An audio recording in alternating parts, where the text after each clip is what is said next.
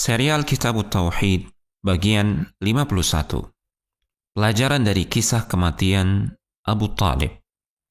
Dalam sebuah hadis yang sahih dari ayah Sa'id ibn al-Musayyib yang tercantum dalam Sahih Al-Bukhari dan Sahih Muslim, disebutkan bahwasanya manakala Abu Talib dalam keadaan sakaratul maut, Rasulullah SAW mendatanginya. Ketika itu Abdullah ibnu Abi Umayyah dan Abu Jahal sudah berada di rumah Abu Talib. Rasulullah SAW berkata kepada pamannya Abu Talib, "Ya Am, qul la ilaha illallah kalimatan uhajju laka biha indallah." Wahai paman, ucapkanlah la ilaha illallah, tidak ada ilah yang berhak untuk diibadahi dengan benar kecuali Allah semata. Dengan kalimat ini aku akan membelamu kelak di sisi Allah Subhanahu wa ta'ala. Faqala lahu, lantas Abu Jahal dan Abdullah ibnu Abi Umayyah berkata kepada Abu Talib, "Atarghabu an millati Abdul Muttalib?" Apakah engkau benci dengan agama Abdul Muttalib, agama bapakmu, agama nenek moyangmu? Nabi SAW terus mengulangi ajakan beliau agar pamannya mau mengucapkan la ilaha illallah. Namun kalimat terakhir yang diucapkan oleh Abu Talib adalah dia tetap berada di atas agama bapaknya, agama nenek moyangnya. Dia enggan untuk mengucapkan la ilaha illallah. Lantas Nabi SAW bersabda, "Astaghfiranna laka ma lam unha anka." Sungguh, aku akan terus memohonkan ampun untukmu wahai paman, selama aku tidak dilarang oleh Allah Subhanahu wa ta'ala.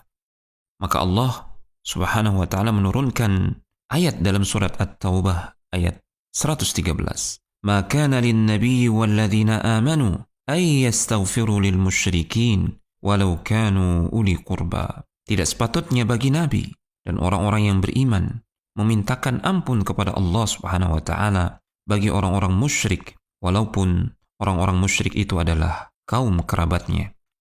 Allah juga menurunkan firman-Nya tentang Abu Talib dalam surat Al-Qasas ayat yang ke-56.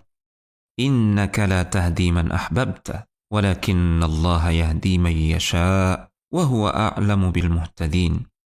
Sesungguhnya engkau wahai Muhammad SAW tidak bisa memberikan hidayah taufik kepada orang yang engkau cintai, namun Allah Subhanahu wa ta'ala memberikan hidayah taufik kepada orang yang dikehendakinya, dan Allah Subhanahu wa ta'ala lebih mengetahui siapa orang yang berhak menerima hidayah taufiknya. Rasulullah SAW tidak mampu berbuat apa-apa terhadap orang yang paling dekat hubungannya dengan beliau.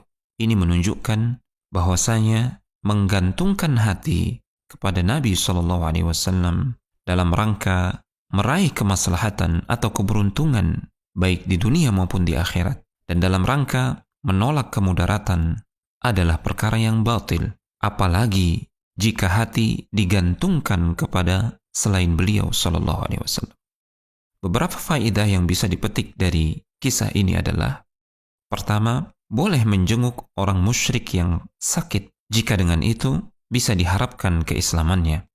Kedua, teman-teman yang buruk akan membawa dampak yang buruk. Abu Jahal adalah salah satu sebab Abu Talib enggan masuk Islam.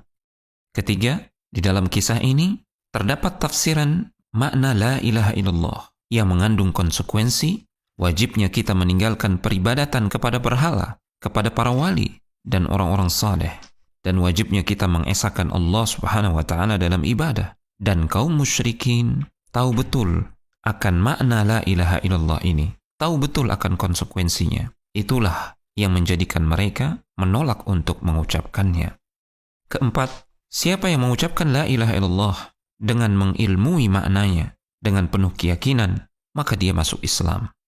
Kelima, semua amalan ditentukan oleh akhirnya. Semasa hidupnya Abu Talib senantiasa menolong Rasulullah SAW. Namun di akhir hidupnya dia tidak mau mengucapkan la ilaha illallah, yang menyebabkan dia tidak berhak mendapatkan rahmat Allah di akhirat kelak. Keenam, haram hukumnya memohon ampunan untuk kaum musyrikin. Haram juga memberikan loyalitas untuk mereka atau mencintai mereka. Ketujuh, menggantungkan hati kepada Nabi SAW, apalagi kepada selain beliau, dalam rangka meraih kemaslahatan dan menolak kemudaratan adalah perkara yang batil.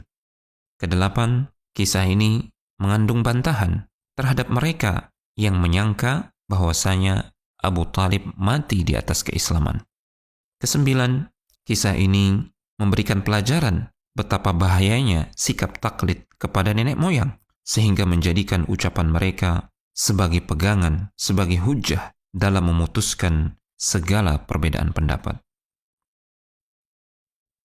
Telegram channel Kristal Iman.